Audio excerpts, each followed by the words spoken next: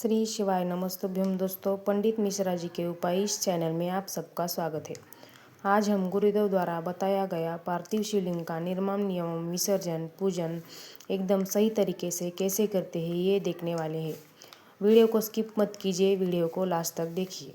तो चलो शुरुआत करते हैं। पार्थिव शिवलिंग बनाने के लिए हमें एकदम स्वच्छ मिट्टी लेके आना है। आप आपके घर के गमले में से भी मिट्टी ले सकते हैं।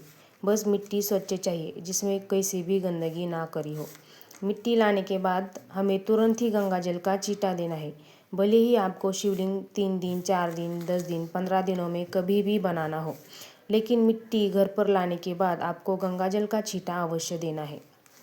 आपके पास गंगा जल ना हो तो एक बेलपत्र या पीपल का पत्ता या दूध पानी में डालकर आप उसका सिंचन दे सकते हैं। शिवलिंग बनाने के लिए हमें रसोई घर में मटके के पास एक कलश जल, उस पर एक चावल का आखा दाना रखकर ढककर रखना है।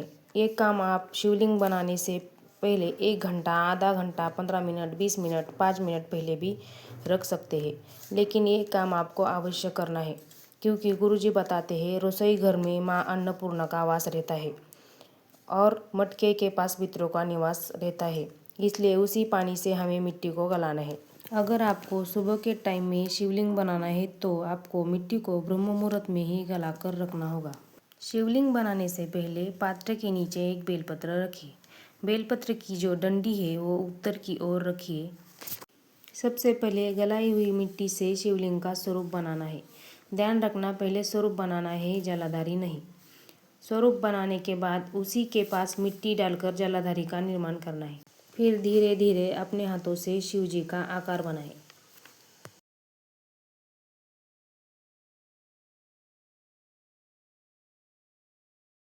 शिवलिंग तैयार होने के बाद मिट्टी को अच्छे से साफ करें।